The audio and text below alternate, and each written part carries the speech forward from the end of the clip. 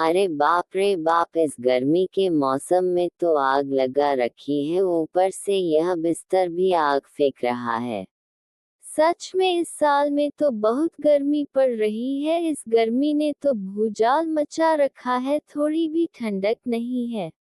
भूचाल मचाती गर्मी से परेशान होकर सास ससुर आपस में बड़बड़ा रहे थे। इधर प्रीति पोछा लगाते हुए बोलती है, जेठानी जी देखिए, अभी मैंने गीला पोछा लगाया था, गर्मी की वजह से बिल्कुल सूख गया है। देवरानी जी, हमारे घर का फर्श भी तो खुरदुरा रेत वाला है, अगर इसमें तुम बाल्टी भर के भी पानी डाल दोगी तो भी सोख लेगा। प्रीति पूरे घर में गीला पोछा लगाती है, इसके कारण पूरे घर में भापका भर जाता है। तो उसकी सास बोलती है, अरे तौबा तौबा प्रीति, बहुत पूछा पानी से मारा था या खौलते लावे से घर में ठंडक करने की जगह और गर्मी बढ़ गई। अजीब, तुम क्या यहाँ बैठे हो, चलो बाहर बैठते हैं आंगन में। घर में घमस के कारण गर्मी पड़ जाती है, इसलिए सास ससुर आंगन में बैठ जाती है। घर में बहुएं आपस में बोलते हैं, हमारे ससुराल वालों को गर्मी जरा भी बर्दाश्त नहीं होती है, वह तो खुद आंगन में जाकर हवा खा लेते हैं, मगर हम दोनों बहू को तो घर में गर्मी में खाना बनाना पड़ता है। हाँ तुम ठीक कह रही, वह हमें तो कोई समझने वाला ही नहीं है। मैं तुम्हारे जेठ से कहा था कि घर बदल लेते हैं और वह सुनते ही नहीं है। जेठानी जी, मैं तो रोज सागर से कहती हूँ कि घर बदल लेते हैं, मगर उनका भी हाल जेठ जैसा है। दोनों भाई एक ही थाली के चट्टे बट्टे हैं, सुनते ही नहीं है। गर्मी से बेहाल दोनों बहू में रसोई में आती हैं। तौबा तौबा, आज तो ये छत और चिलचिलाती गर्मी में तप रही है, आज खाना बनाने में तो जान ही निकल जाएगी।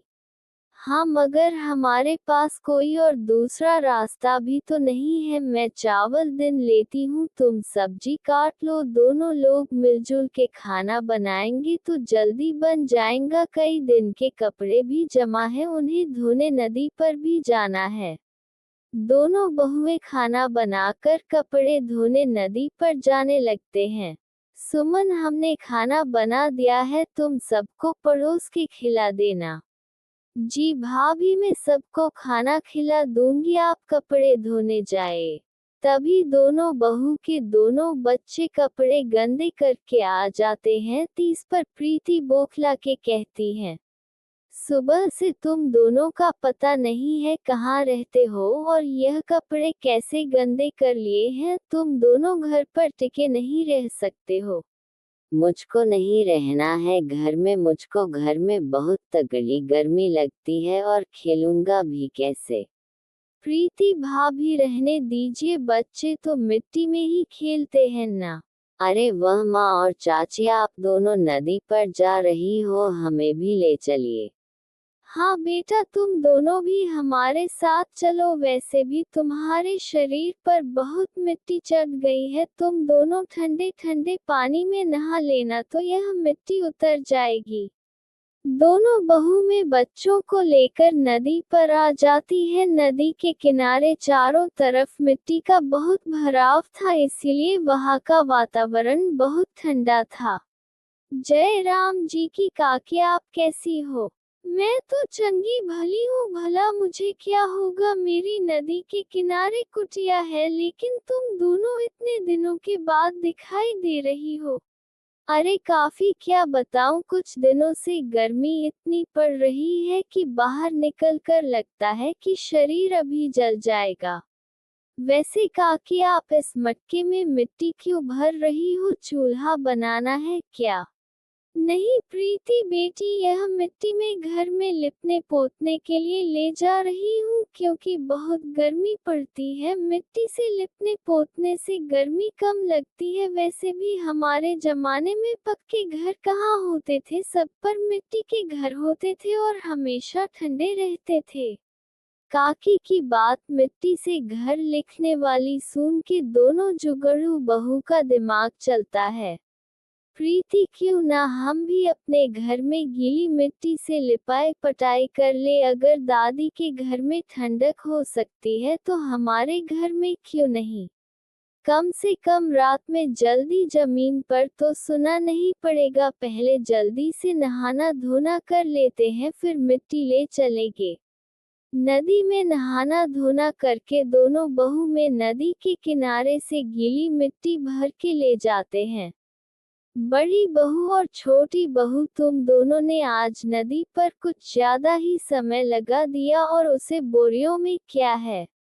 माँ जी, हम दोनों नदी किनारे से ढेर सारी गीली मिट्टी लाए हैं लिपाई पोताई करने के लिए। आप लोग पहले खाना खा लीजिए, फिर हम दोनों लिपाई पोताई कर लेंगे।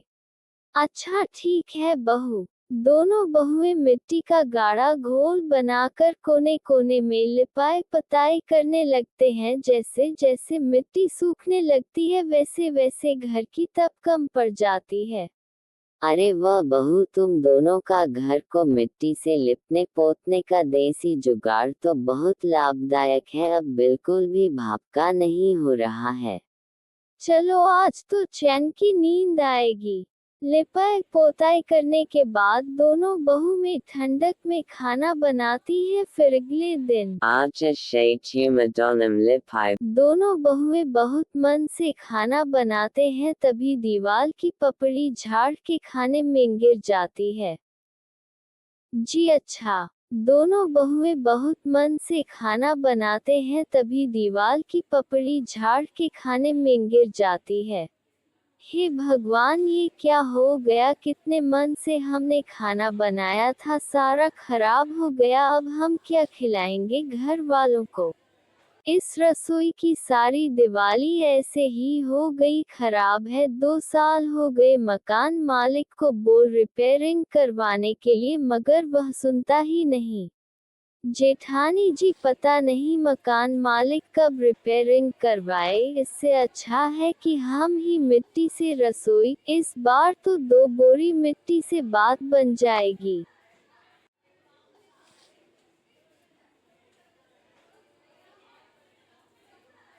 दोबारा दोनों बहुएं नदी के किनारे जाती है और बहुत सारी मिट्टी लेकर घर आते हैं। इस बार तो 2 बोरी मिट्टी से बात बन जाएगी। आज का मौसम खुला हुआ और धूप भी है, आज ही दीवारों की मरम्मत मिट्टी से कर लेते हैं। भाभी लाइए, मैं आप दोनों की मदद करवा देती हूँ। तीनों नंद भाभी मिट्टी का लेप बनाकर रसोई की दीवार पर लगा देती है, जिससे उनकी रसोई एक नई तरह की बन जाती है।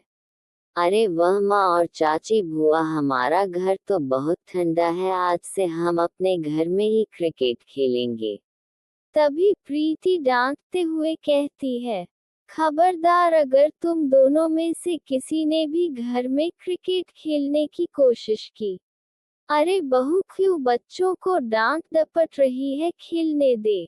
और वैसे भी बाहर बहुत तेज धूप है, अगर बच्चों को लू लग गई तो लेने के देने पड़ जाएं। ठीक है दादाजी, हम आराम से क्रिकेट खेलेंगे।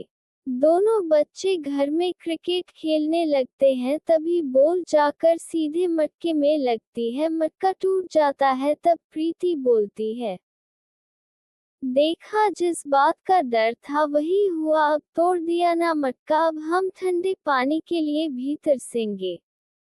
अरे बहू, मटका टूट गया तो टूट गया, अब बच्चों पर राशन पानी लेकर मच्छर। वैसे भी यह मटका बहुत पुराना हो गया था, पानी भी ठंडा नहीं कर रहा था। घर में जैसे बहुत चिकने घड़े हैं, एक चीज जोड़नी पड़ती तो सबको पता लगता। तभी दोनों पति मेहनत मजदूरी करके घर आते हैं और बोलते हैं, हे भगवान, गर्मी के मौसम में तो तहरी मचा रखा है। आरती, जरा एक गिलास मटके का पानी देना। जी, मटका तो बच्चों से गलती से खेलते समय टूट गया है। अरे ऐसे कैसे मटका टूट गया? तुम दोनों घर में रहकर क्या झक मारती हो जो ध्यान नहीं रख सका? अरे बोतल में तो पानी भर के रखा है, उसमें से दे दो बहू। रामू बोतल का पानी पीता है, वह बहुत गर्म होता है। ये तो पानी लावा जितना गर्म है, मुझे नहीं पिया जाएगा। आज ये कैसे बेकार के पानी पी लो, कल हम मार्केट से छोटा सा मटका ले आएंगे। मटका टूट जाने के कारण पूरे परिवार को गर्म पानी पीना पड़ता है। अगले दिन दोनों भाई कुमार के पास आ जाते हैं। भाई जी, यह वाला मटका कितने का दिया है? Bayakareta hai bara mataka 400 ka ora chota mataka 200 rupees ka hai। मटके का इतना रेट सुनकर दोनों भाई टांग रह जाते हैं। भैया सही रेट लगा लो, क्या कुछ कम नहीं होगा? भाई गर्मी का मौसम चल रहा है, लोग ठंडा पानी पीने के लिए 20-30 हजार एक बार में फूंक डालते हैं, तुम्हें मटके का रेट ज्यादा लग रहा है भाई, तुम कहीं और पता कर लो।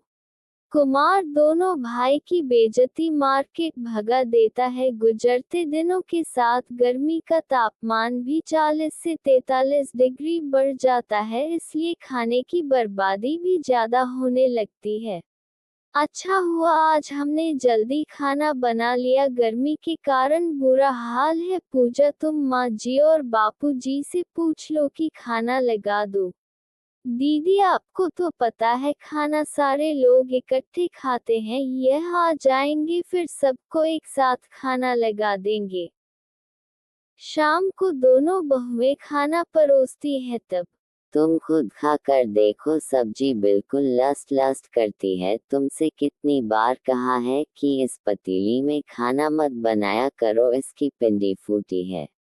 हाय हाय बहू, तुमने ये कितनी पुरानी सब्जी परोसी है, मुझे सच्ची बात मार रही है और खट्टी खट्टी है।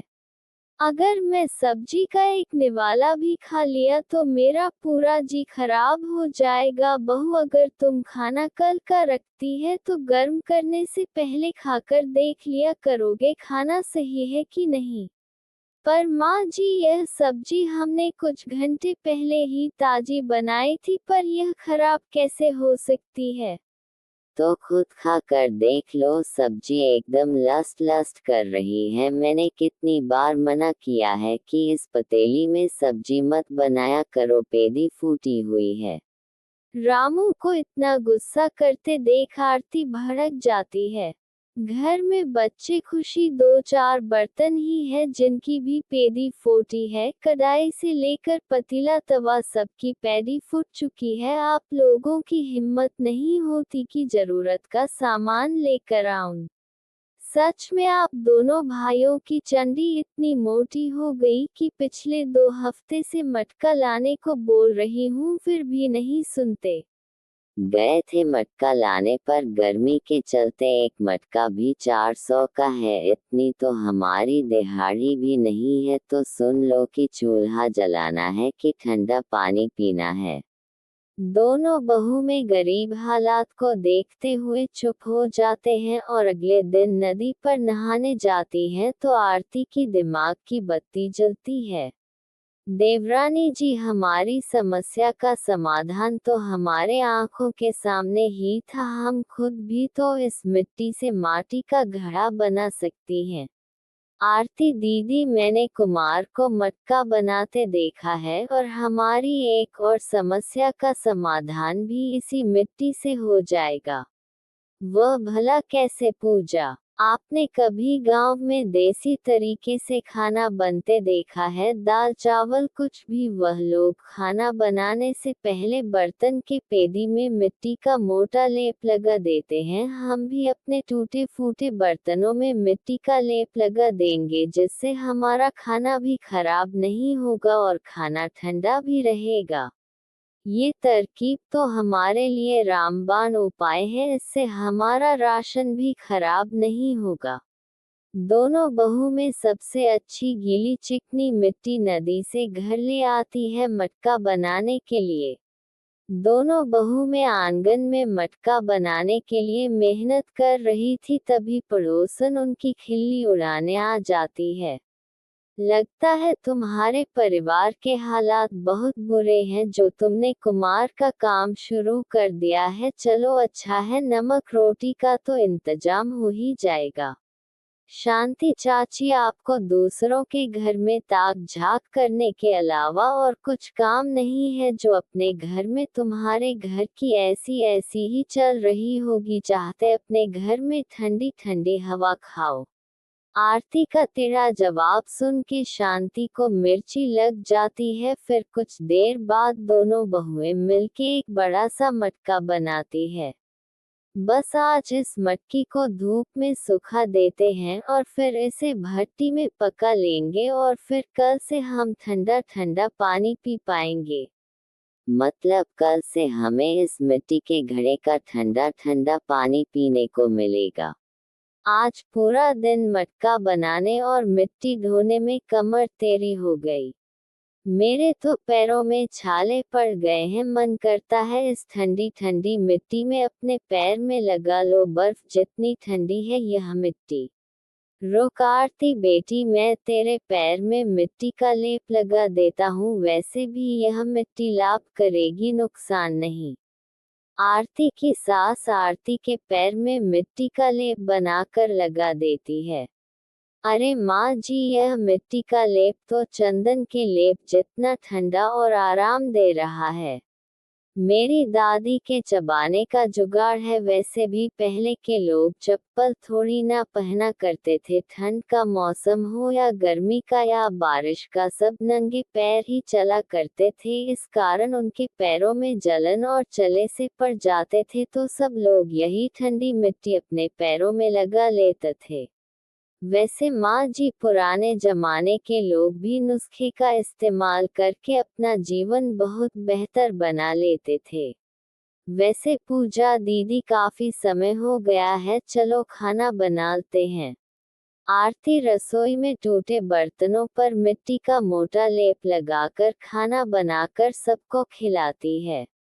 क्या बात है, आज खाने में से बहुत, मैं बताऊं, आज चाची और मम्मी, सच में भाभी, आज खाना बहुत स्वादिष्ट बना है। आप लोगों ने अलग से तड़का लगाया है क्या? मैं बताऊं, आज चाची और मम्मी ने मिट्टी के बर्तन में खाना बनाया है, इसीलिए बहुत स्वादिष्ट खाना है। अच्छा बहू, तुम दोनों ने इस गर्मी के मौसम में मिट्टी के बर्तन, मिट्टी का घर, मिट्टी का रसोई, सब कुछ मिट्टी में ढाल दिया है। अच्छा ही है माँ जी, हमारा ससुराल मिट्टी वाला है, वरना पहले तो यहाँ गर्मी में उबाल से जाते थे, अब तो बहुत ठंडक मिलती है। पूरा परिवार खाना खाकर सो जाता है, फिर अगले दिन दोनों बहुएं मिट्टी की रसोई में आकर खाना खाली करते हुए दिखती हैं। देखिए देवरानी जी, मिट्टी वाले बर्तन में रखा हुआ खाना अभी तक ठीक है, वरना पहले तो ताज़ा खाना बनाया हुआ भी 2-3 घंटे में खराब हो जाता था। मैं इसे बच्चों को दे देता हूँ, खा लेंगे। आरती दोनों बच्चों को बुलाकर सब्जी रोटी खाने को दे देती है। माँ, आप रोज रोज मसाले वाली सब्जी रोटी क्यों बनाती हो? मैं रोज रोज मसाले वाली सब्जी रोटी खा खा के तंग आ चुका हूँ। सब्जी रोटी नहीं खाओगे तो क्या खाओगे बेटा? माँ, मेरा मन ठंडा ठंडा दही रोटी खाने को मन कर रहा है। सच में बड़ी बहू, इतनी गर्मी में मसाले वाला खाना खाकर जी सा पक गया है। एक काम करो, आधा किलो दूध लाकर दही जमा दो, थोड़ा थोड़ा सब खा लेंगे। माँ जी, मैं दही जमा तो दूंगी, आपको पता तो है इतनी गर्मी में सुबह की जमी दही या तो खट्टी हो जाती है या फिर फट जाती है। भाभी, आपने इतने सारी मिट्टी से जुगाड़ बनाए हैं, आप एक मिट्टी की हांडी भी बना लो। वैसे भी मिट्टी की हांडी में दही का स्वाद हटके आता है। यह विचार तो मेरे दिमाग में आया ही नहीं था। मैं आज ही मिट्टी की हांडी और कुछ बर्तन बनाऊंगी। प्रीति की तरकीब सुनकर फिर आरती हांडी और कुछ नए बर्तन बनाती है। अरे वह मेरी प्यारी देवरानी जी, तुम तो बिल्कुल कुमार जितने प्यारे और डिजाइनदार बर्तन बनाती हो। मैं तो सोचती हूँ कि अपनी दुकान भी रख लेते हैं। दीदी, अमीर लोग महंगे महंगे डिनर सेट छोड़कर मिट्टी के बर्तन क्यों खरीदेंगे? हमारे पास इसके अलावा और कोई चारा नहीं है, इसीलिए हम बना रहे हैं। देवरानी जी, आज का जमाना देखा देखी कहे पहले का फैशन आ जा गया है, तो पहले के बर्तन क्यों नहीं खरीदेगा कोई?